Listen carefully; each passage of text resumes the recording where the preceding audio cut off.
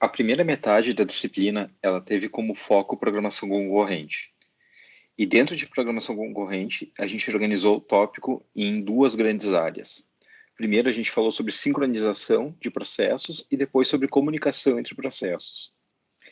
Então, toda a primeira área, ela tinha esses dois pilares de organização. Então, dentro de sincronização de processos, a gente falou sobre conceitos de sincronização, atomicidade, propriedade de um programa concorrente, e a gente viu várias técnicas para exclusão mútua, para sincronização de condição. A gente viu exclusão mútua, a gente viu mutex, que fazem exclusão mútua, a gente viu semáforos, a gente viu monitores, variáveis de condição. Depois a gente foi para a comunicação entre processos, onde, de novo, a gente discutiu alguns conceitos e vimos vários mecanismos, como pipes, filas de mensagens, memória compartilhada no Unix, sockets, e até algumas tecnologias como RPC, e depois teve algumas aulas práticas sobre Web Services e Web Sockets. Então a gente cobriu de uma forma bastante completa os aspectos de sincronização de processos e os aspectos de comunicação entre processos, considerando a grande área de programação concorrente. Nessa segunda metade da matéria, ou mais ou menos metade da matéria, o foco vai ser em sistemas distribuídos. E agora a gente vai discutir uma série de temas relacionados a sistemas distribuídos, como, por exemplo, a gente volta a falar de exclusão mútua, mas agora vai ser exclusão mútua num sistema distribuído. A gente volta a falar de deadlocks, mas vão ser deadlocks num sistema distribuído.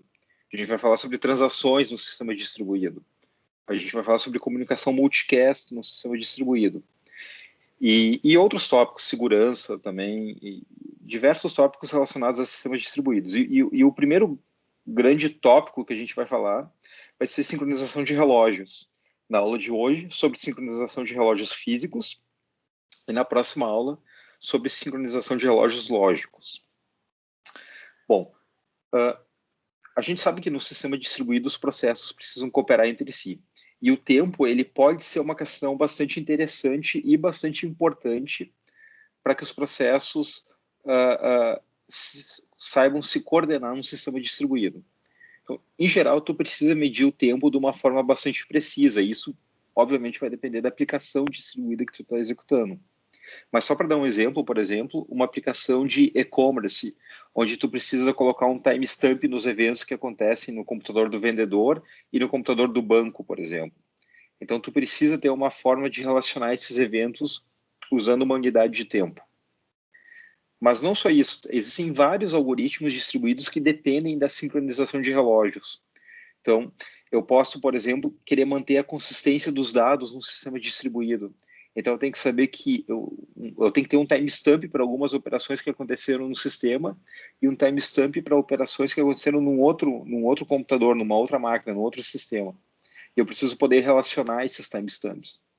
Eu posso precisar, por exemplo, coordenar o acesso a um recurso distribuído. Então, eu preciso saber qual foi o processo que pediu para acessar esse recurso primeiro. Eu preciso de uma noção de tempo para isso. Eu preciso de uma noção de tempo para ordenar mensagens. A gente vai falar sobre algoritmos de multicast, onde eu tenho critérios de ordenamento, e um deles é baseado num timestamp das mensagens, para poder saber que essa mensagem tem que ser entregue antes dessa outra mensagem. Eu posso precisar definir o tempo para eliminar duplicatas de cópias de dados no meu sistema. Então, ou saber qual é a cópia mais atual. Então, existe uma série de pontos onde eu ter uma noção de tempo, ela é importante. Né? O problema é que no sistema distribuído não existe um relógio físico absoluto. O que existe é que diferentes máquinas, diferentes computadores possuem diferentes referências temporais, usando um relógio local. E eu preciso, de alguma forma, poder ter uma noção de um tempo comparável entre essas máquinas. Porque se eu não tiver nenhuma sincronização de relógios, comparar um timestamp de uma máquina e um timestamp de outra máquina seria o mesmo que comparar bananas com laranjas. Eu preciso, de alguma forma, sincronizar os relógios desses processos. E a gente vai ver na aula de hoje esse tema, e a gente vai ver que essa sincronização ela pode ser feita de uma forma não ótima, mas sim de uma forma aproximada. E para isso, a gente vai ver uma série de algoritmos baseados em troca de mensagens. Então, tem muita relação com o que a gente discutiu na primeira área da matéria, né? Em particular, esses algoritmos baseados em trocas de mensagens poderiam ser implementados, por exemplo, sobre sockets ou sobre RPC, por exemplo. Um outro ponto é que, além dessa questão de sincronização aproximada apenas, existe um limite na precisão dos timestamps dos eventos que acontecem nos processos distribuídos. E eu posso, talvez, conseguir definir uma ordem entre cada par de eventos, ou, em alguns casos, eu posso não ser capaz de definir uma ordem, e daí, nesse caso, os eventos seriam ditos que eles aconteceram de forma simultânea. Tá? Então, a gente vai iniciar a aula de hoje falando sobre alguns conceitos, e depois a gente vai passar para uma etapa mais de algoritmo. A gente vai falar de alguns conceitos, depois algumas curiosidades sobre a noção de tempo em sistemas distribuídos, e, por último, algoritmos. Tá? A gente vai ver 3 algoritmos na aula de hoje. Bom, então, começando de uma forma bastante simples, o tempo num sistema centralizado, ele não é ambíguo. Tá? Então, se eu considerar o processo rodando num único sistema, numa única máquina local, a noção de tempo não é ambígua. Então, se eu tiver processos A e B, por exemplo, fazendo chamadas no sistema local, e se eu sei que o processo A fez uma chamada e ela executou antes da chamada do processo B, então eu posso inferir que a chamada do processo A ela recebeu um timestamp menor do que a chamada do processo B. Isso porque no sistema local eu tenho sim um relógio absoluto, que é o relógio da minha máquina local, que pode determinar o timestamp dos eventos e de forma não ambígua atribuir um timestamp para cada ação, para cada evento que acontece no meu sistema local. No entanto, num sistema distribuído, isso não é trivial, tá? Porque cada computador tem o seu próprio relógio, com a sua própria referência temporal. Então, um timestamp que eu tenho numa máquina A, atribuído pelo relógio local da máquina A, ele pode não ter nenhuma relação com o timestamp de uma máquina B, atribuído por um relógio local de uma máquina B. Bom, o que a gente vai ver hoje é como sincronizar esses relógios. Tá? Já que o computador tem seu relógio, como é que eu deixo eles com uma referência aproximada, semelhante de tempo? O ponto é, eles não podem ser sincronizados perfeitamente. Tá?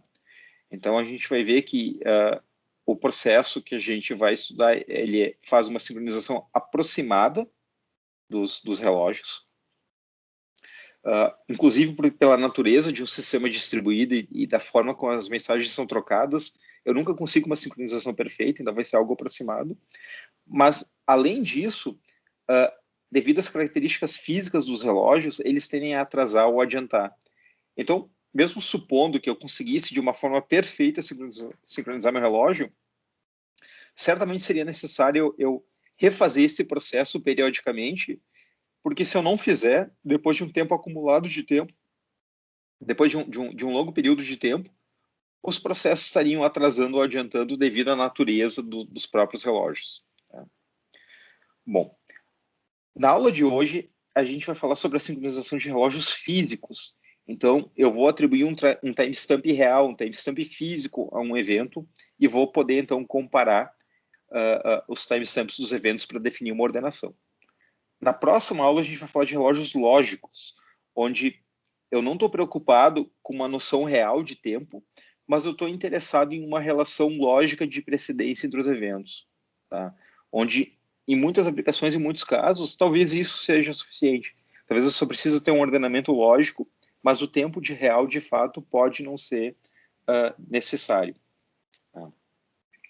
Bom, a gente vai continuar discutindo alguns conceitos, tá? Então, eu vou começar de uma forma bastante devagar e bastante simples, mas vamos supor que eu quero fazer a ordenação de eventos no único processo P. Tá? Eu tenho o processo PI aqui e eu quero ordenar eventos nesse processo.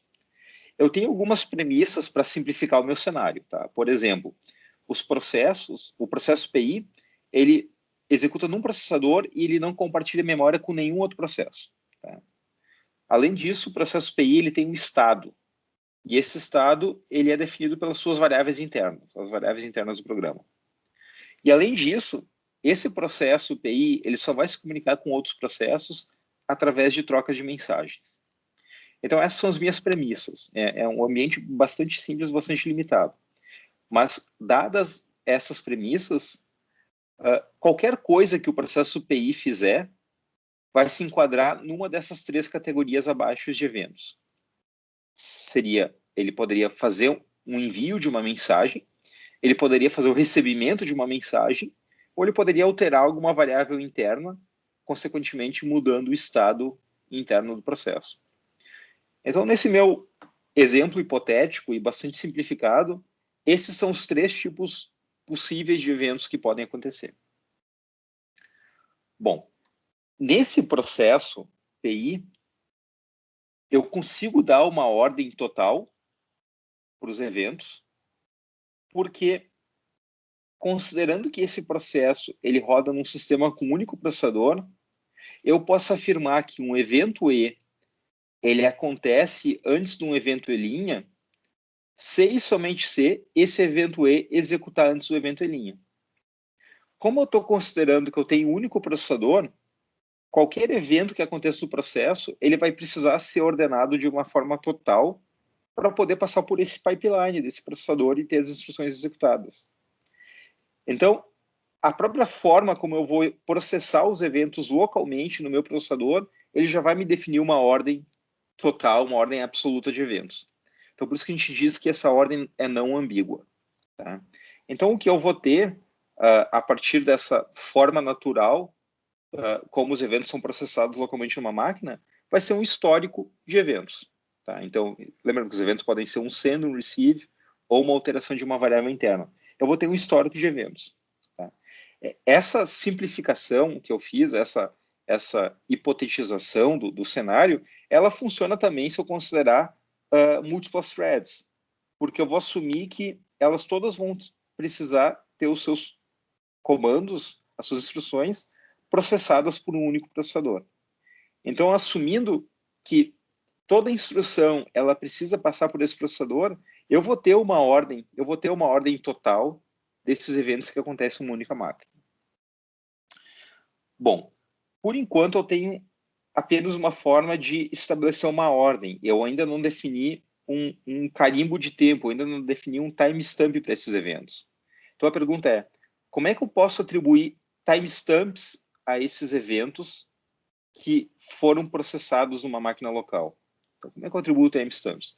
Bom, a forma mais tradicional é ter em cada máquina um relógio físico local. Esses relógios físicos eles são bastante populares. Os mais simples são baseados nesses osciladores de um cristal de quartzo, e eles oscilam a uma determinada frequência, e esse valor ele é armazenado num contador. Então, tu discretiza essa noção de tempo usando um contador baseado nesse número de oscilações. E esse aqui seria, então, o nosso clock de hardware, que qualquer máquina, qualquer sistema teria, então, localmente o seu próprio contador de hardware. E o que acontece é que o sistema operacional, ele lê esse contador, esse clock de hardware, e aplica algumas transformações para produzir um clock de software. Tá? Em particular, as transformações são aplicar um fator de escala e adicionar um offset a esse clock de hardware para que tu possa ter, então, um clock de software. E esse clock de software é o valor que tu obtém quando tu faz uma chamada. Por exemplo, no Unix, tu pode fazer a chamada time, ou no Java, tu pode fazer a chamada system.timeMillis. Então, tu vai pegar um determinado clock daquela máquina. Então, em geral, esse C ele é obtido via uma chamada de sistema via o sistema operacional, e ele mede, então, o tempo físico para um determinado processo PI. Né? Em geral, por exemplo, ele pode ser um número, esse clock que tu obtém via chamada de sistema, ele pode ser, por exemplo, um número de 64 bits com número de milissegundos desde uma data de referência, geralmente é 1º de janeiro de 1970. Ele vai te dar o número de milissegundos desde aquela data, e daí tu pode fazer alguma função para converter isso para a hora local e num formato legível por humano. Tá? E tu constrói, então, como eu expliquei, né? Tu constrói esse clock de software com base num clock de hardware, aplicando um fator alfa de escala e um fator beta de deslocamento. a gente vai ver esses ajustes são feitos para fazer algum tipo de correção nesse clock, para que tu possa, então, o sistema operacional te dar um clock de software via uma chamada de sistema que tu vai poder utilizar nas aplicações. Em geral, esse clock de software, ele é diferente do tempo T por uma falta de precisão, né? Esse tempo T aqui é o tempo real, um tempo contínuo. E esse clock de software é um tempo discretizado. Então, devido a alguma falta de precisão, eles podem não ser idênticos, tá? Então, isso é natural. Bom, seguindo adiante, eu quero falar sobre alguns problemas que podem acontecer. Então, a gente já sabe como é que um relógio físico funciona numa máquina local, mas a gente precisa saber que esses relógios, eles podem estar sujeitos a dois tipos de problemas. O primeiro deles é clock skew. Skew é a diferença instantânea da leitura entre dois relógios. Então, é muito difícil, para não dizer impossível, eu garantir que dois relógios que eu tentar sincronizar, eles vão estar marcando exatamente o mesmo tempo. Então, se, por exemplo, eu tentar... Eu geralmente uso esse exemplo na turma, na disciplina, só para demonstrar de forma presencial para os alunos como funciona. Mas se eu perguntar, por exemplo, para um colega, eu quero ajustar meu relógio, que horas são? E daí essa pessoa me responde um horário, só o tempo de propagação dessa mensagem e até eu ajustar meu relógio já vai fazer com que os relógios não tenham o mesmo horário. Essa mensagem vai ter que propagar, então existe um delay de transmissão e tem o delay de eu fazer o ajuste no meu relógio. E o que acontece é que eu nunca consigo, mesmo que eu pergunte para alguém a hora exata, eu nunca consigo sincronizar o meu relógio com exatamente essa mesma hora exata, porque existe um delay de propagação. Então, isso acontece. Se eu quiser ajustar o meu relógio da cozinha com o meu relógio de pulso, eu certamente vou olhar o horário, vou tentar ajustar o relógio, mas eu nunca consigo deixar exatamente, precisamente, todos os relógios exatamente marcando a mesma hora. Tá? E mesmo que de alguma forma mágica eu conseguisse fazer isso, digamos que eu consegui eliminar qualquer tipo de delay de propagação e eu consigo instantaneamente, mesmo que eu conseguisse fazer isso, os relógios ainda estariam sujeitos a um segundo problema, que é o clock drift. Tá? E o drift, ele acontece porque os relógios, eles tendem a contar o tempo a taxas diferentes. Tá? Então, existe uma tendência dos relógios divergirem. Então, eu tenho o skew, que é a diferença instantânea, mas eu tenho uma diferença que pode crescer ao longo do tempo devido ao drift. Tá? Isso porque esse tipo de hardware, esses osciladores de cristal, eles são sujeitos a diversos tipos de variações físicas, mudanças de temperatura, pressão e outras questões que podem impactar a frequência na qual eles contam o tempo. Mas a notícia boa é que eu posso corrigir essas diferenças e essas variações na taxa de contagem usando aqueles parâmetros alfa e beta que a gente viu no slide anterior. Esses são fatores de correção. Então, um relógio que conta o tempo numa taxa diferente, eu posso ajustar com o fator de escala alfa. Um relógio com uma diferença instantânea, eu posso ajustar com o fator de deslocamento beta. Então, para isso que eles servem. Então, eu posso compensar, mas de qualquer forma, é muito difícil eliminá-las, tá? E porque o drift ele acontece periodicamente, também é necessário que eu faça acertos periódicos nos meus relógios. Tá? Então, só para ter uma ideia, um relógio bastante comum de cristal de quartzo, um relógio simples, ele tende a ter um drift de 10 na menos 6 segundos por segundo. Tá? Isso corresponde a uma diferença de 1 segundo a cada 1 milhão de segundos, ou seja, 1 segundo a cada 11,6 dias. Então, os relógios mais comuns, eles tendem, por exemplo, a atrasar 1 segundo a cada 11,6 dias. São relógios bastante simples. Eu tenho relógios de alta precisão, com uma precisão, por exemplo, de 10 na menos 7 ou 10 na menos 8 segundos por segundo. Isso quer dizer que eles atrasariam, por exemplo, 1 segundo a cada 10 milhões de segundos, ou 1 segundo a cada 100 milhões de segundos. Então já é bastante, já é bem mais interessante, bem melhor, com uma possibilidade de perda de sincronização menor. Então, pode parecer pouco, 1 segundo a cada 11,6 dias, mas o problema é que essa diferença acumulada ao longo do tempo, ela pode provocar maiores variações e maiores desincronizações entre os processos. Bom, esse slide aqui ele ilustra graficamente, então, né, o drift, né? Então, assumindo que eu tenho um relógio perfeito,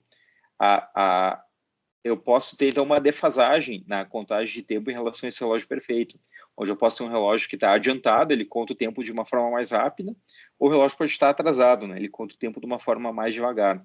Então, esse vai ser o drift do relógio, né? É a taxa de deslocamento entre o relógio local e um relógio ideal, tá? Um relógio perfeito. Então, esse aqui seria o relógio perfeito, essa linha verde.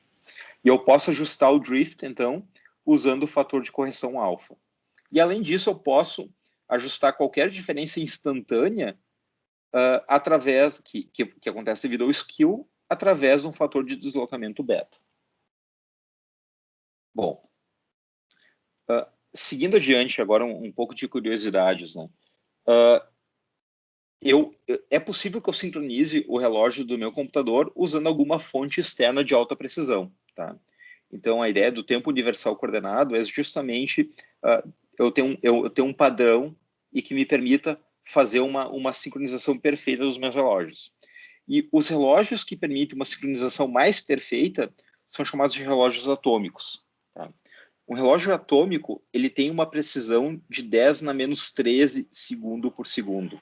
Tá? Então, nota que o relógio que eu mencionei, um relógio simples de quartzo, ele tem uma precisão de 10 na menos 6, né? Ou seja, ele podia atrasar, por exemplo, ou adiantar a uma taxa de 1 segundo a cada 1 milhão de segundos. Esse aqui já é 10 na menos 13, então ele é muitíssimo mais preciso que um relógio tradicional. E um relógio atômico ele é tão preciso que a gente pode definir de uma forma bastante não ambígua o que é um segundo, o standard second, né, o segundo padrão, como sendo 9 bilhões, 192 milhões, 631 mil, 770 períodos de transição do átomo de Césio 133. Então, isso aqui é exatamente o que me dá a definição de um segundo padrão. Tá? Então, são relógios de altíssima precisão. No entanto, o que acontece é que no nosso dia a dia, né, na forma como o mundo funciona, a sociedade funciona, a gente usa um relógio astronômico ou relógio solar, tá? Que é o que dita, então, as ocorrências, né, do nosso dia a dia, né? Então, a nossa base de tempo é o segundo solar médio, não o segundo atômico, né? E esse relógio astronômico, o relógio solar, ele é definido em termos da rotação da Terra em torno de si mesmo e também da rotação da Terra ao redor do Sol. O que acontece é que foi observado que esse período de rotação da Terra ao seu redor, ele está se tornando cada vez maior. E isso, então, agora entra várias questões que são fora do escopo da disciplina, por que isso acontece. Então, mas estima-se que pode ser devido a efeitos das marés, efeitos atmosféricos, correntes de convecção, mudanças climáticas, enfim, não sei. Mas o que acontece é que a rotação da Terra ela está se tornando cada vez maior. Então, a pergunta que eu faço para os alunos, geralmente na disciplina, é o que está acontecendo, que problema que está acontecendo em relação a esse tempo perfeito, que é o definido por um relógio atômico, e o tempo que a gente usa para o nosso dia a dia, que é definido pelo relógio astronômico. Qual é o problema que está acontecendo entre esses dois relógios? Então, se vocês pensem um pouquinho, e o problema que de fato está acontecendo é que o tempo astronômico e o atômico, eles estão saindo de sincronismo. Então, existe um drift, né? Lembrando que o drift é aquela contagem de tempo a uma taxa diferente, né? Então, a gente tem um relógio perfeito aqui, que é o relógio atômico, e um relógio astronômico que está contando o tempo a uma taxa diferente, porque ele está, cada vez, esse período de rotação está se tornando maior, então ele está indo mais lento, né? E, então, o segundo solar, ele possui um drift em relação ao segundo atômico.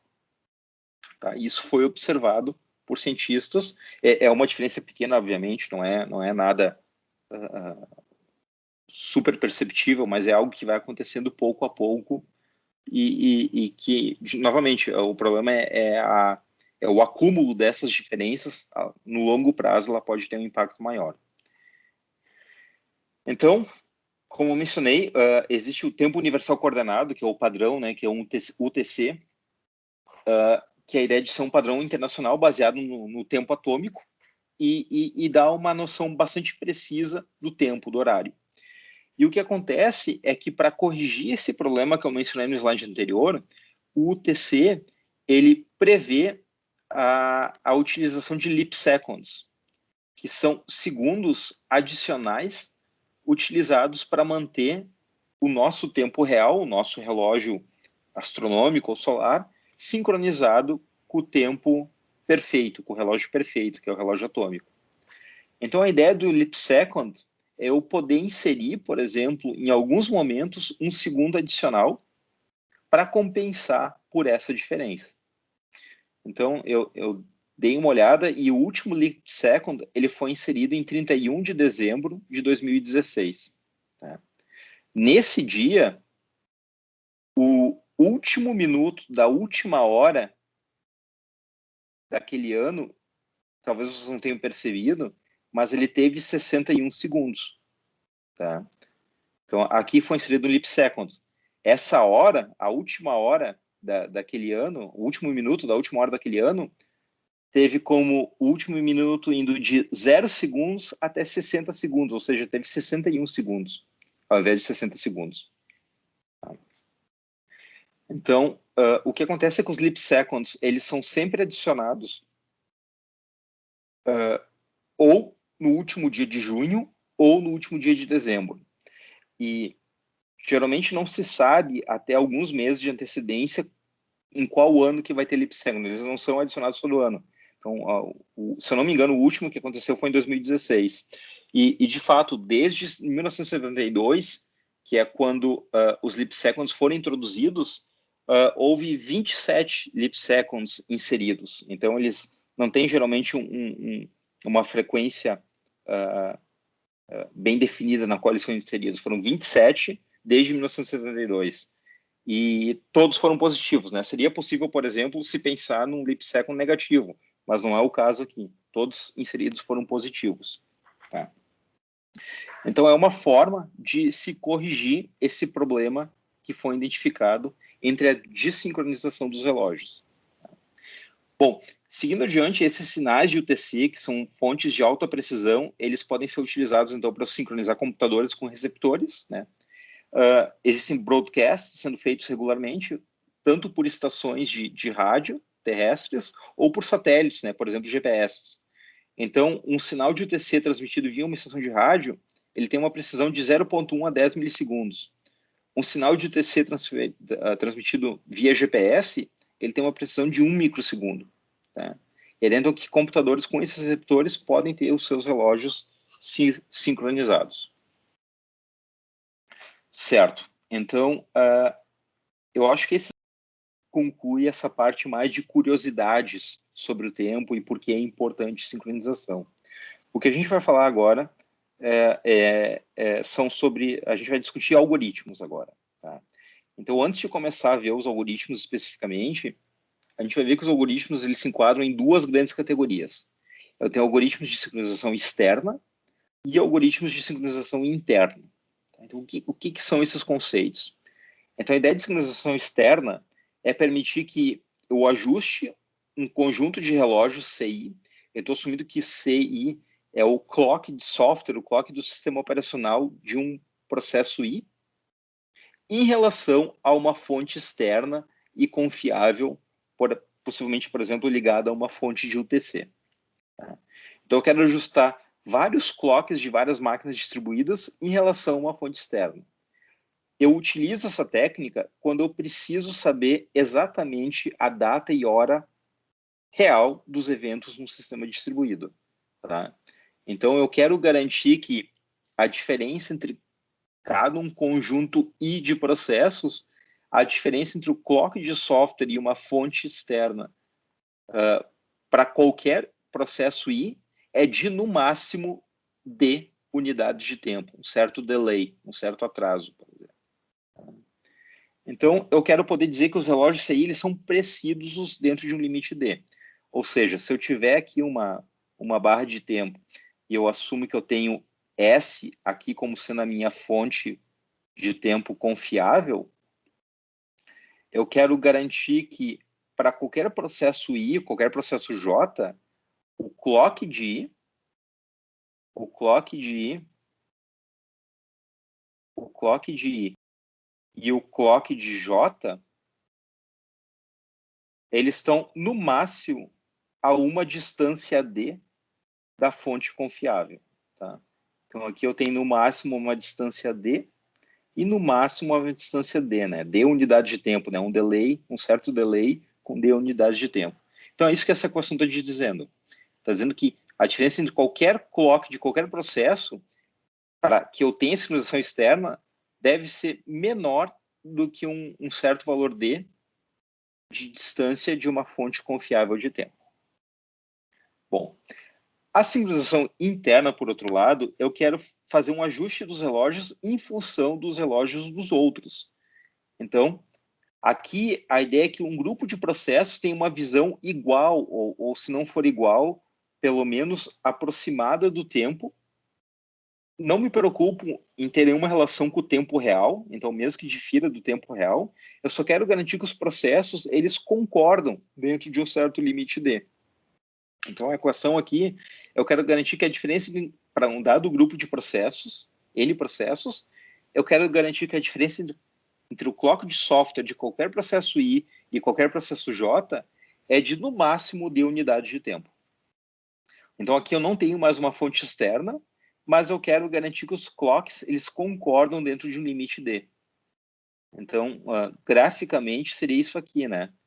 Então, eu não tenho mais nenhuma fonte externa, mas eu quero garantir que o clock de I está no máximo a D unidades de tempo de um clock de um processo J. Né? Então, se eu conseguir garantir isso, que no meu sistema distribuído, todos os processos eles concordam no horário dentro desse limite, eu posso dizer que o sistema está sincronizado internamente, mesmo que não tenha nenhuma noção de tempo real aqui. Bom, outra pergunta que eu faço quando a aula é presencial é o que eu posso afirmar sobre a sincronização, assumindo que eu tenho um sistema com sincronização externa, o que eu posso afirmar sobre a sincronização interna desse sistema? Então, olhando para esse sistema aqui, por exemplo, onde eu tenho uma sincronização externa de D, onde cada processo I ou J está no máximo a D unidades de tempo de uma fonte confiável, assumindo que a minha sincronização externa é D, eu posso afirmar que a minha sincronização interna vai ser, no pior caso, 2D. Tá? Faz sentido isso? Porque se eu tenho... O pior caso é quando um processo está a menos D unidade de tempo de uma fonte confiável e o outro processo está a mais D unidade de tempo de uma fonte confiável. Logo, eu tenho um upper bound, eu tenho um limite superior para uma sincronização interna. O pior caso seria uma sincronização interna de 2D. Seria uma diferença entre qualquer tipo de clock nesse meu sistema distribuído como sendo 2D. Então, essa é uma constatação interessante. Um sistema com sincronização externa de D, temos sincronização interna de 2D.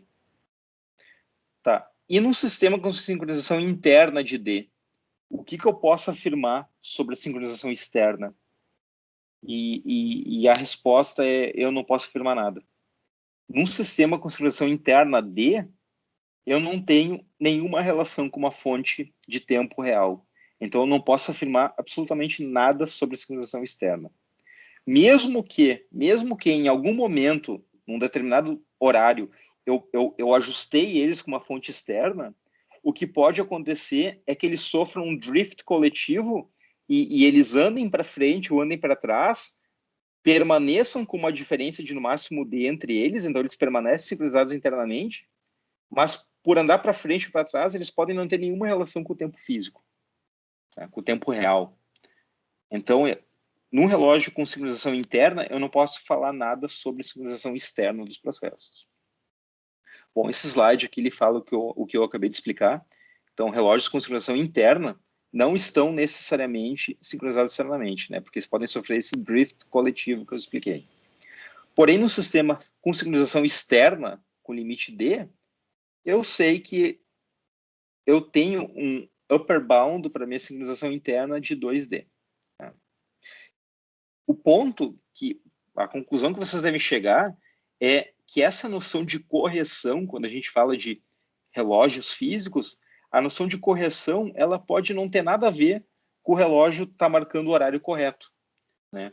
De fato, eu posso ter um sistema sincronizado internamente sem qualquer relação com a hora exata do meu sistema. Basta que os processos concordem dentro de um limite que eu tenho um tipo de sincronização, uma sincronização interna, mas eu tenho um tipo de sincronização. Então, no que a gente chama de noção de correção, não está incluído ter a hora certa. Isso não é um requisito. Então, o que é um requisito para que os relógios estejam corretos é os relógios não podem dar saltos muito grandes, ou seja, o drift ele tem que ser dentro de um limite conhecido. E um outro ponto importante é que os relógios não podem voltar no tempo, né? Existe uma monotonicidade. Então, se eu tenho um tempo telinha e esse tempo telinha ele veio depois de um outro T, então o valor do relógio do tempo telinha não pode ser menor do que o valor do relógio no tempo T.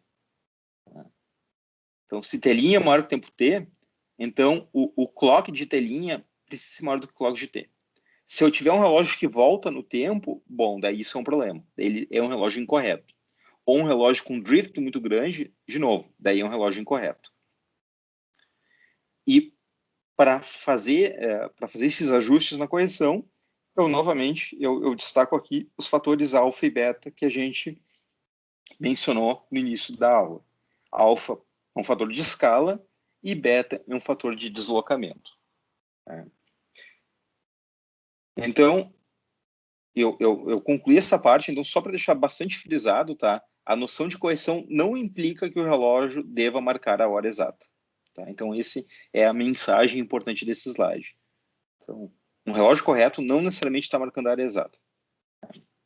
Bom, um relógio que não satisfaz aquelas condições, ele é um relógio que está com falha. Tá? Então, daí eu posso pensar em vários tipos de falhas. Por exemplo, o relógio para de funcionar, ou um relógio, por exemplo, com a pilha fraca, ele pode estar com o drift muito grande, né? A gente já viu isso aí, por exemplo. Eu tenho um relógio que daqui a pouco eu vou olhar ali e ele está totalmente defasado em relação ao tempo real. É um relógio com drift não aceitável. Mas um exemplo interessante de uma falha que aconteceu e que impacta essa monotonicidade é um exemplo que eu gosto de dar quando a gente tem essa disciplina presencial. E daí eu pergunto se alguém consegue imaginar um exemplo onde essa monotonicidade foi quebrada. E às vezes o pessoal lembra de alguns casos, mas o caso que eu acho bastante interessante relatar é o caso o bug do ano 2038. Tá? Não sei se quem já ouviu falar desse bug, é que no ano 2038, o inteiro com sinal de 32 bits que o Unix usa, ou que alguns Unix usam, e que é usado para representar o número de segundos desde 1º de janeiro de 1970, ele vai estourar. Tá? Então, exatamente às 3 horas, 14 minutos e 7 segundos do dia 19 de janeiro de 2038, esse contador em sistemas de 32 bits, esse contador vai estourar. Então, o tempo vai crescer, mas o clock de software não vai crescer, ele vai voltar para zero, porque o contador estoura. E isso vai ser, então, uma quebra de monotonicidade. Tá? Então, espero que estejamos preparados até lá, mas é um caso interessante, então, que eu gosto de relatar e que seria, então, uma falha dos relógios. Tá? Bom, e esses outros aqui, o relógio parar de funcionar ou com uma bateria fraca, e daí o drift fica muito alto, eu já mencionei antes. Bom, a gente vai entrar agora na última parte dessa aula, que a gente vai falar de 3 algoritmos. A gente vai falar do algoritmo de Christian, ou servidor passivo. A gente vai falar do algoritmo de Berkeley, ou servidor ativo. E depois, por último, a gente fala do NTP, o Network Time Protocol, que foi proposto em 85 e é usado até hoje para sincronizar computadores, máquinas na internet. Tá? Então, a gente vai começar com o servidor passivo de Christian. Então, a ideia do servidor passivo, desse algoritmo, é permitir que um grupo de clientes distribuídos se sincronizem com um servidor de hora. E que esse servidor de hora ele possa informar e dar uma noção de tempo correta para esses clientes. Tá? Assume-se que esse servidor de hora ele está associado ao receptor de sinais de UTC, então ele consegue ter um relógio com uma sincronização perfeita. Mas assume que esses clientes eles podem ter um horário, ou não se sabe qual é o horário desses clientes, eles podem ter um horário desincronizado. Então, eu posso pensar, por exemplo, numa aplicação distribuída, onde eu tenho N clientes, cada cliente lá com o seu horário, que eu não posso ter nenhuma garantia de que está correto. E se eu tentar comparar um timestamp de um evento no cliente 1 com o timestamp do evento do cliente 2, seria comparar bananas com laranjas, porque eles podem ter relógios completamente desincronizados. Então, a ideia desse algoritmo é permitir que todos esses clientes se sincronizem com uma única fonte externa, com um relógio, com uma fonte UTC, com um relógio correto, e que esses clientes recebam essa informação e todos os clientes, então, eles possam compartilhar uma mesma referência temporal, tá? Evitando, assim, que tu compare bananas com laranjas. Agora, se todos os clientes tiverem a mesma referência temporal, você comparar bananas com bananas. Vão ser timestamps comparáveis. E é isso que eu quero fazer com esse algoritmo. Daí, é bastante simples, tá? Mas um erro comum seria pensar que o cliente poderia simplesmente pedir para o servidor a hora, o servidor informa a hora, envia para o cliente e o cliente cegamente utiliza essa hora. Obviamente vai ter um problema aqui, porque essa hora instantânea informada pelo servidor, até ela chegar no cliente, vai ter sofrido algum tipo de alteração. O cliente não pode cegamente utilizar aquela hora porque vai ter algum tipo de desincronização. Essa hora instantânea obtida pelo servidor, ela vai ter um tempo de propagação, a gente não consegue eliminar isso. Se o cliente simplesmente dizer que o horário local dele é T, que é a hora informada pelo servidor, ele vai ter um skew, uma diferença instantânea do relógio para o servidor. Então, o que o algoritmo de Christian tenta fazer é corrigir esse problema. E ele faz isso de uma forma bastante fácil, bastante simples. O cliente, ele armazena o timestamp de quando ele mandou uma requisição para o servidor, por exemplo, isso aqui pode ter sido uma chamada RPC, ou um envio de um socket, uma mensagem no socket, e ele também registra o timestamp local de quando ele recebeu essa resposta. Então, isso aqui, essa diferença para o cliente entre T1 e T0, é o tempo que uma mensagem levou para ir e voltar. A gente chama isso de Round Trip Time, RTT. Round Trip Time é o tempo que uma mensagem leva para ir e voltar. Então, se o cliente quiser estimar quanto tempo uma mensagem levou para voltar, que é esse caminho que ela fez, esse delay aqui, ele pode estimar isso de uma forma simples, fazendo a metade, calculando a metade desse round trip time. Então, seria T1 menos T0 dividido por 2. Então, o que o algoritmo de Christian propõe é que a nova hora do cliente vai ser o quê? Vai ser a hora que o servidor propôs, que ele informou na mensagem, mais um ajuste. E o ajuste é metade do round trip time. TI menos T0 dividido por 2. E é esse o fator de ajuste utilizado pelo cliente. Agora, não é um algoritmo perfeito, tá? Então, tem várias... como a gente disse, nenhum algoritmo vai ser perfeito, eles vão fazer alguma aproximação. Só que algumas aproximações são mais rudimentares que outras. Essa aqui é uma aproximação um pouco rudimentar, porque, por exemplo, digamos que essa mensagem ela foi enviada por uma rota muito rápida. E essa mensagem ela voltou por uma rota mais lenta. Eu simplesmente fazer o ajuste horário do servidor mais metade do round trip time vai me dar uma defasagem para um lado ou para o outro. Porque o tempo dessa mensagem não é exatamente a metade do round trip time. Dependendo da velocidade dessa rota ou dessa rota, ela pode ter ido por um caminho mais rápido, ter voltado por um caminho mais lento, ou vice-versa. Então, essa estimativa estaria ok se o delay nominal para ir fosse exatamente igual ao delay nominal para voltar. Então, ele é uma estimativa, por isso que eu digo, ele é aproximado. Eu não tenho como frisar mais que o que a gente consegue fazer aqui são aproximações. Um outro ponto que o algoritmo de Christian pode não ser perfeito existe um intervalo de tempo aqui de processamento da mensagem. Quando que esse T foi obtido? Esse T foi obtido exatamente no meio do intervalo, ou o T foi obtido aqui, ou o T foi obtido logo antes de enviar? Isso pode impactar também na corretude da hora que o cliente ajusta. Dito tudo isso, para todos os efeitos, ele é uma técnica empregada para sincronização. Tá? Então, ele tem as suas deficiências, mas ele é um algoritmo interessante para sincronização. Tá?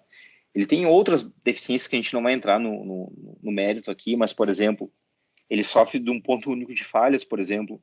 Digamos que esse servidor ele falhe, né? Então, os clientes precisariam ter uma forma alternativa para consultar o horário. A gente não vai falar sobre isso na aula de hoje, mas aqui entraria algoritmos de eleição de líder. Um outro ponto esse servidor ele pode ser comprometido por alguém. E se ele for comprometido por um usuário malicioso, esse usuário malicioso ele poderia inserir mensagens de horário incorretas no sistema, principalmente para desincronizar os servidores. Então, eu precisaria tratar a questão de segurança aqui também. Então, a gente não vai entrar nesse mérito. Ele é um algoritmo simples, mas tem as suas limitações. Bom, esse é o algoritmo passivo, tá? E ele trabalha, então, com sincronização externa, porque ele sincroniza todos os relógios com uma fonte primária que utiliza a noção de UTC. Então, ele é um algoritmo de sincronização externa, que é o algoritmo de Christian. O próximo é o algoritmo de Berkeley. O algoritmo de Berkeley, ou servidor ativo, ele faz sincronização interna. Diferente do Christian, aqui ele faz sincronização interna, ou seja, eu não estou preocupado com qualquer tipo de garantia que os relógios vão ter uma noção de tempo real. Eu quero garantir que os relógios concordam entre si. É essa a ideia da sincronização interna. Garantir uma concordância entre os relógios, mesmo que difira de um horário real. Para isso, eu vou precisar ter um processo especial, de novo, eu chamei aqui de servidor. Esse processo especial, né, servidor ou master, eu posso escolher ele, por exemplo, usando algum algoritmo de eleição. Tá? A gente vai falar sobre algoritmos de eleição de líder na próxima aula. Então, não interessa, eu tenho 4 processos aqui, eu só escolhi um deles para ser um processo especial. Tá? E não tem nenhum critério específico para ter escolhido esse aqui e não um dos outros. Tá? Mas algum deles precisa ter um papel diferente. E esse aqui foi esse processo aqui que eu escolhi aqui em cima. E o que acontece periodicamente, esse servidor, ele pergunta o horário para os clientes. E ele faz uma estimativa, obviamente, porque o mesmo problema que eu tinha no round trip time do servidor de Christian, eu tenho aqui também, né? Então, eu vou perguntar o horário aqui e vai ter um tempo de propagação. Então, ele aplica uma estimativa similar àquela que a gente viu no slide anterior.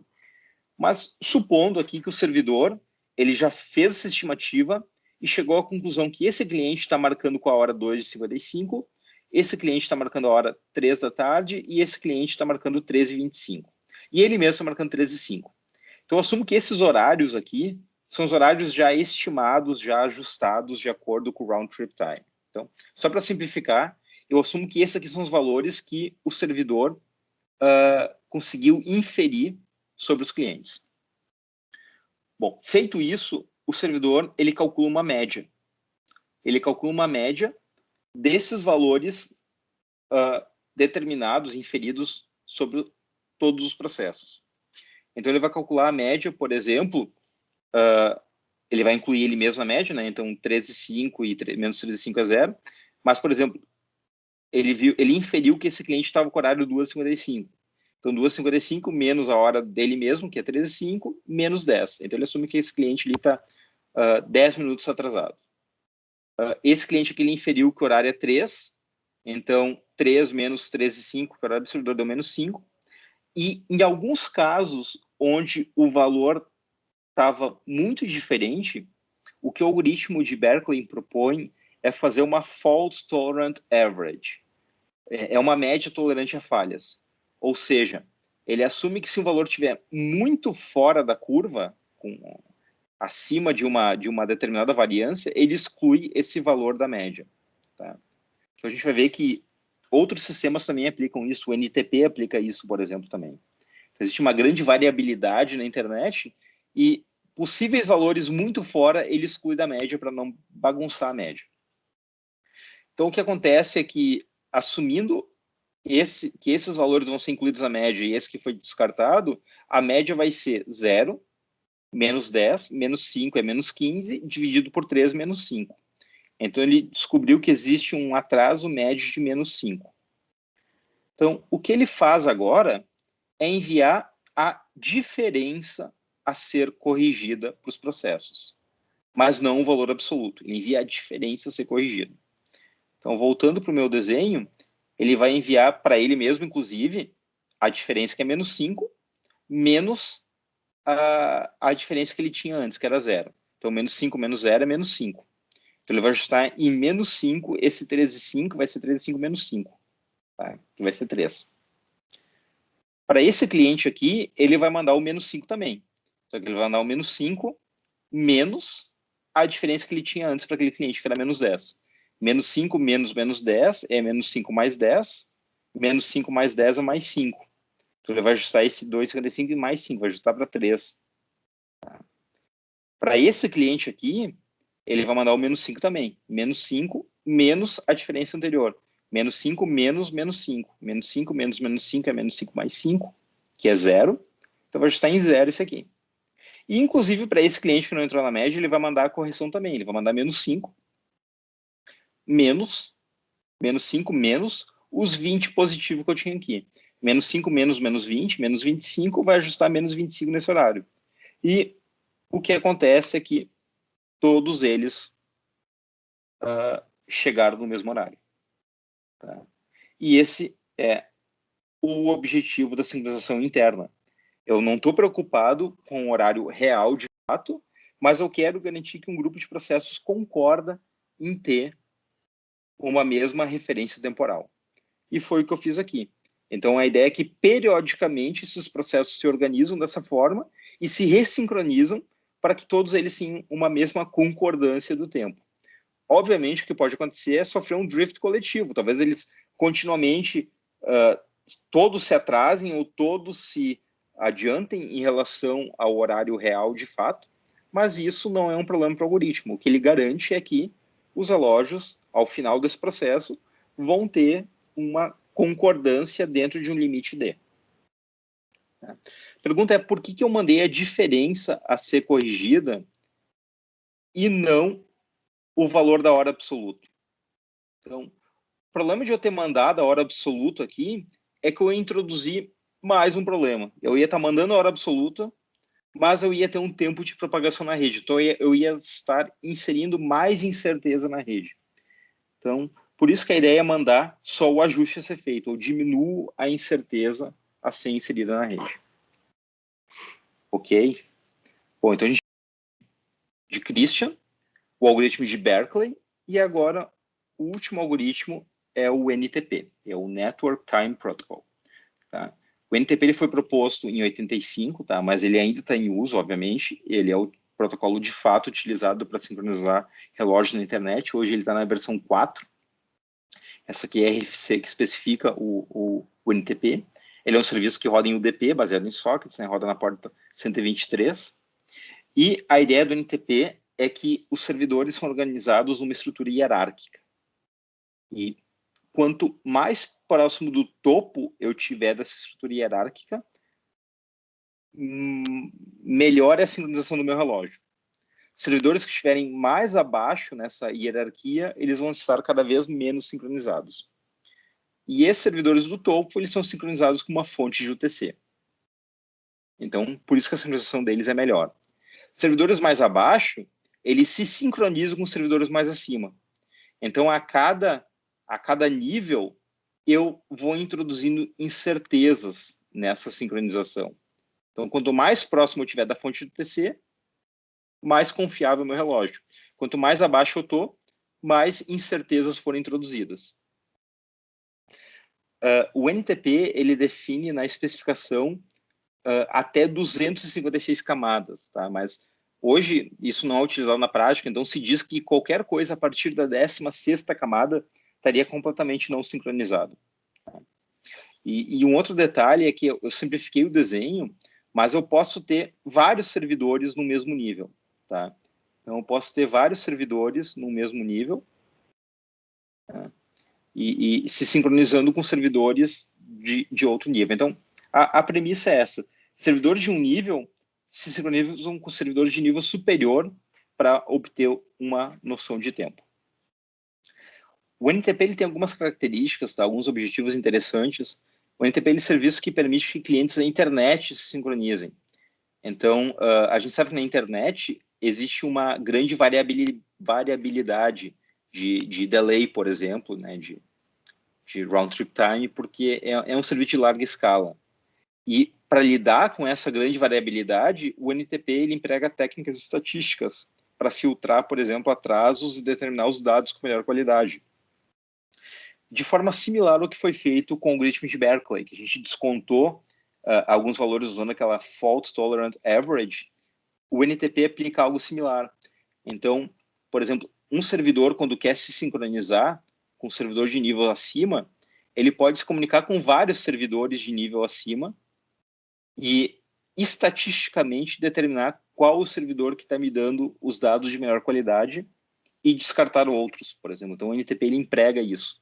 E isso é importante para que tu consiga permitir que o protocolo opere num ambiente com uma grande variabilidade, que é a internet. Tá? Um outro ponto do NTP é que ele é um serviço confiável, ou seja, ele deve continuar operando mesmo com falhas. Então, por isso que eu tenho redundância de servidores e de rotas. Então, a ideia, deixa eu voltar para o desenho, a ideia é que um servidor de um nível, ele não está atrelado ou ele não pode se comunicar apenas com um servidor de outro nível. Eu tenho redundâncias aqui que me permitem que eu consulte outros servidores do nível acima, se eu assim precisar. Então, isso, de novo, esse tipo de redundância é necessário para que eu tenha um protocolo que funcione na internet. Um outro ponto, a gente sabe que ressincronizações são necessárias. Então, eu preciso fazer isso frequentemente. E eu só vou conseguir fazer frequentemente isso graças à estrutura hierárquica do NTP. Tá? Então, a possibilidade de eu poder particionar esses pedidos aqui, então, esse servidor desse nível vai se comunicar com os servidores do nível acima. Esse servidor desse nível vai se comunicar com os servidores do nível acima. Se eu tivesse uma estrutura flat, né, plana, certamente eu não teria um serviço escalável. Mas devido a essa hierarquização, eu tenho maior escalabilidade. E um quarto ponto é a questão de segurança que o NTP aborda. Então, o NTP emprega técnicas como autenticação e integridade das mensagens para garantir que eu possa ter certeza que uma mensagem está vindo de um determinado processo e poder autenticá-la, e também garantir que essa mensagem não foi corrompida ou de forma proposital ou de forma acidental. Por exemplo, eu poderia pensar num sistema baseado em compra e venda de ações online, por exemplo, onde um usuário malicioso poderia querer dar uma noção incorreta de tempo para um determinado processo, para que eu pudesse, por exemplo, atrasar as mensagens dele, ou num leilão eletrônico, por exemplo, para que eu pudesse atrasar as mensagens dele. Então, o NTP, ele não permite que esse tipo de ataque aconteça, porque ele fornece autenticação e integridade. Segurança é um tópico que a gente vai abordar nessa disciplina mais para o final do semestre. Bom, e o NTP ele emprega várias técnicas que a gente viu hoje, tá? Então, ele emprega a noção de offset, né, que é a diferença entre dois relógios. Ele emprega essa noção de round trip time, que a gente viu no algoritmo de Christian. Ele emprega a noção dessa dispersão, que é o máximo erro permitido entre os relógios e a possibilidade de estatisticamente eu descartar alguns resultados. Então, ele emprega vários conceitos que a gente viu hoje. E o que eu vou discutir nos próximos 3 slides, que são os slides finais dessa aula, são os 3 modos de operação do NTP. Multicast, cliente-servidor e simétrico. Esses 2 primeiros são bastante simples, são muito simples. E o modo simétrico ele é um pouquinho mais sofisticado. O modo simétrico ele é mais sofisticado porque ele é utilizado mais no topo da hierarquia. Ele é um método que traz maior precisão. Enquanto que esses 2 métodos, eles são utilizados mais abaixo na hierarquia, eles são métodos menos precisos. Então, a gente começa com multicast. Então, a ideia é que esse método, no modo multicast, ele só pode ser usado em redes locais, de alta velocidade, e que ofereça suporte ao multicast. E a ideia é que, lembrando que a nossa premissa é que o servidor de alto nível na hierarquia, ele é utilizado para sincronizar servidores de baixo nível na hierarquia. Então, o que acontece é que, periodicamente, esse servidor aqui, ele faz um multicast do seu horário, do seu tempo, para servidores de baixo nível na hierarquia. E se eu assumir que eu estou numa rede local, onde eu conheço um delay nominal daquela rede e eu sei que esse delay ele é constante ou muito próximo do constante, eu posso estimar a hora desse servidor de baixo nível como sendo a hora informada pelo servidor de alto nível mais o delay nominal da rede. Eu sempre coloco esse ajuste daí para definir a hora desse servidor de baixo nível. Ele é um método com baixa precisão, justamente porque precisa estimar o D. Tá? Estimar o D num ambiente distribuído de larga escala, como a internet, com carga variável, é muito difícil, tem uma grande variabilidade. Agora, estimar o D numa rede local, por exemplo, num determinado laboratório de ensino, onde eu tenho mais ou menos uma previsibilidade da carga, já se torna mais fácil. Então, eu poderia utilizar essa técnica num ambiente, numa rede local, por exemplo, de alta velocidade, para fazer esse ajuste nos horários dos servidores de baixo nível. Bom, um segundo modo de operação do NTP é o modo cliente-servidor. E aqui vocês vão reconhecer que o NTP, esse protocolo utilizado, que é um padrão de fato da internet, ele usa o algoritmo de Christian, que a gente acabou de ver no slide, em alguns slides atrás. Então, ele aplica o algoritmo de Christian, onde eu tenho um servidor de alto nível, que é um servidor melhor sincronizado, e um servidor de baixo nível, que eu vou chamar de cliente aqui, mas é um servidor de baixo nível que está com uma sincronização não tão boa. E a ideia é que ele aplica o algoritmo de Christian. Esse servidor de baixo nível, ele manda uma requisição, ele recebe do servidor de alto nível o seu horário nessa mensagem de reply, ele sabe também a hora que ele enviou, a hora que ele recebeu, e com base nisso, ele faz o ajuste. Ele diz que o horário do cliente vai ser o horário do servidor, mais metade desse tempo de round trip. É uma alternativa também nos níveis mais abaixo da hierarquia do NTP para quando não há multicast, quando não tem suporte a multicast na minha rede, por exemplo. Mas também ele é bastante utilizado em ambientes de redes locais, né, nos níveis mais baixos da hierarquia do NTP. O que nos leva agora para o último modo de operação do NTP, que é o modo utilizado nos níveis mais altos, e esse é o modo simétrico. Tá? Esse modo ele é utilizado quando uma maior precisão é necessária. Tá? Portanto, é usado nos níveis mais altos da hierarquia. Tá? E o que acontece é que ele faz uma associação entre pares de servidores. Tá? Eu não vou mostrar, eu vou mostrar do ponto de vista de um par de servidores, mas imaginem que essa troca de mensagens acontece entre vários pares. Então, eu tenho um servidor A, que é um servidor menos sincronizado, e um servidor B, no nível acima, na hierarquia que está mais sincronizado. Então, eu estou mostrando a interação entre o par A e B, mas imaginem que o A também vai fazer isso com o servidor B', e com o B 2 linhas, e com o B 3 linhas. Então, imaginem que existem várias interações entre pares de servidores. Tá? E eu vou explicar nesse único slide, eu vou dar uma ideia de como funciona esse modo simétrico, mas a ideia é que cada mensagem trocada vai incluir uma série de timestamps de eventos recentes. Tá? Então, assumindo que o servidor A mandou uma mensagem M para o servidor B e o servidor B respondeu com M', essa mensagem M', ela vai estar carregando 3 timestamps. Tá? Então, cada mensagem possui timestamps de eventos recentes. Então, ela vai ter o tempo local do momento da emissão da mensagem anterior. Então, o tempo local do momento da emissão da mensagem anterior é esse tempo aqui. Foi o tempo local no momento que a M foi emitida. Ele vai ter o tempo local do momento da recepção da mensagem anterior. Ou seja, o tempo local da recepção de M foi esse aqui. Era esse aqui o tempo local. Ele vai ter também o tempo local do momento da emissão da mensagem corrente. Então, o tempo local da emissão de M', que vai ser esse aqui. Então, quando a M' é enviada, ela carrega consigo esses 3 timestamps. E, além disso, quando a M' for recebida no servidor A, o servidor A vai ter esse tempo TI, que é o tempo de recepção da mensagem corrente. Tá? Então, obviamente, eu não posso comparar esse tempo aqui em vermelho com esse tempo em azul. Eles têm referências temporais diferentes.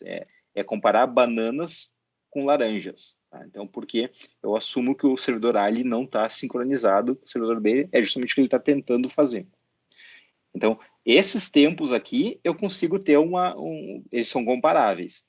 Esses tempos vermelhos aqui de baixo, eles são comparáveis também. Mas eu não posso comparar, pelo menos não diretamente, tempos vermelhos com tempos azuis.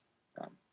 Bom, mas o que acontece é que com essas informações carregadas junto com uma mensagem, o NTP ele vai conseguir calcular o offset estimado entre o servidor B e o servidor A, então qual é a diferença instantânea dos relógios entre eles, e também qual é o delay no envio das mensagens, que é esse delay aqui, esse tempo aqui, de se passou entre enviar a mensagem e receber a mensagem aqui, e esse tempo aqui, esse telinha, que é o tempo entre enviar essa mensagem aqui e ela chegar aqui. Esses delays eu vou poder contar também. Então, é isso que o NTP vai me permitir fazer. Calcular o offset, a diferença instantânea, e o tempo que essas mensagens ficaram trafegando na rede. Bom, e o que a sacada do NTP é, eu não posso relacionar diretamente esses eventos de tempo, mas eu posso relacioná-los indiretamente. Por exemplo, eu sei que esse tempo aqui, TI-3, ele é igual a... Ele é igual a...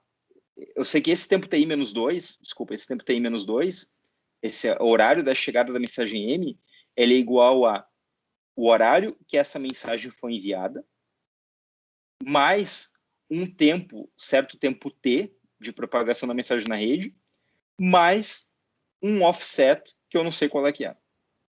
Tá? Então, o TI-2, que eu não consigo relacionar diretamente com o TI-3, eu posso relacionar indiretamente através dessa equação.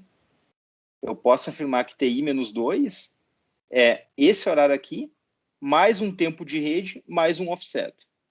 Né? E eu posso fazer o mesmo com esse par de eventos. Eu não consigo relacionar diretamente, mas eu consigo relacionar indiretamente.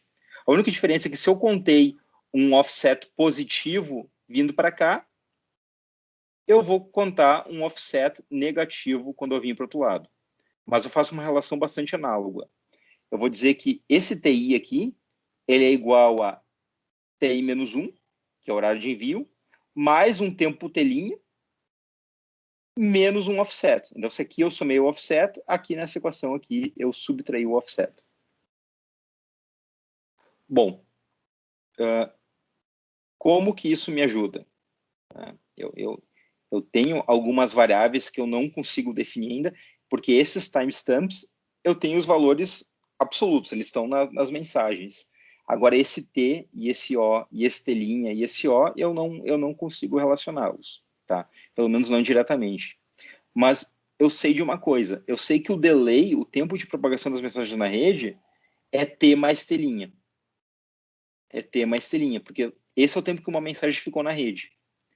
Então, se eu sei que o delay é T mais T', eu posso isolar esse T na equação, eu posso isolar esse T' na equação.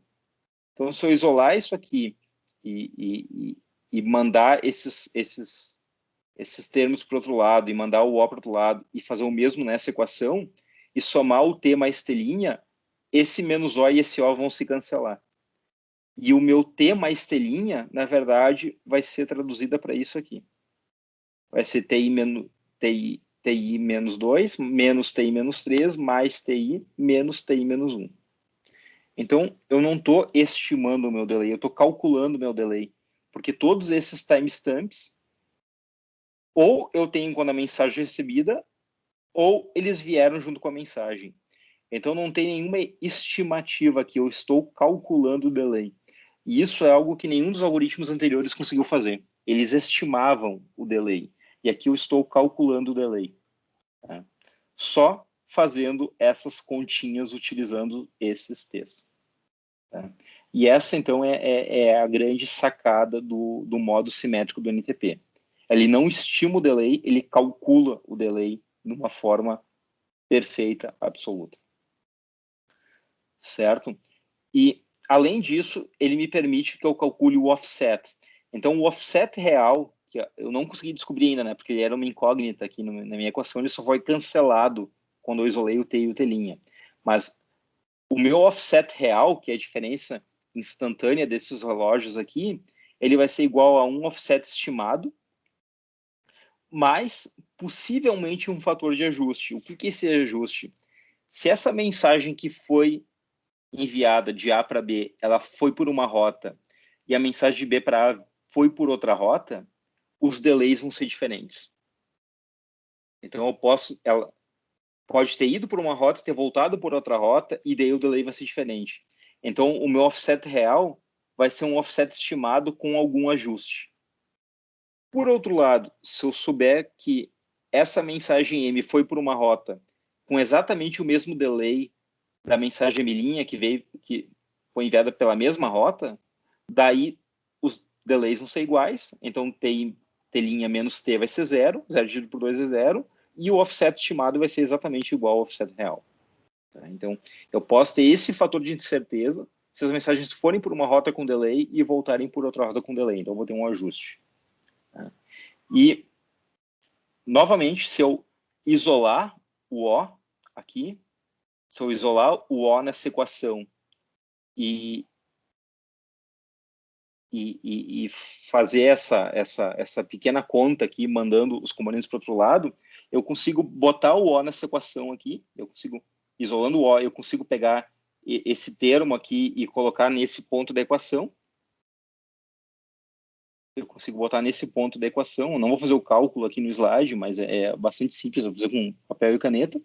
Eu consigo botar esse ponto da equação, eu tenho como calcular, então eu tenho o T e o T', eu consigo descobrir via essa conta aqui, e eu consigo calcular o offset estimado como sendo, fazendo essa conta, eu vou chegar nesse valor aqui. TI menos 2, menos TI menos 3, mais TI menos 1, menos TI dividido por 2, tá? Essa conta geralmente eu faço no quadro, tá? Quando a gente tem uma aula presencial, eu até me perco de vez em quando nela, mas é possível chegar nesse valor do offset estimado seguindo essas pequenas continhas. Então, essa é a grande sacada que o modo simétrico do NTP faz, que é o mandar junto esses timestamps para poder calcular de fato e não tentar ficar estimando. Ele me permite calcular esses valores aqui. Tá? Como eu mencionei, o NTP ele utiliza filtragem de dados, relação de peers, então eu mostrei aqui uma interação entre A e B, mas agora imaginem que o A vai fazer isso com o B', com o B 2 linhas, com o B 3 linhas, e vai filtrar os melhores dados. Tá?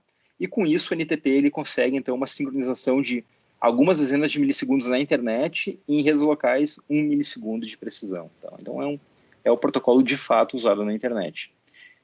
E isso conclui então essa aula sobre relógios físicos.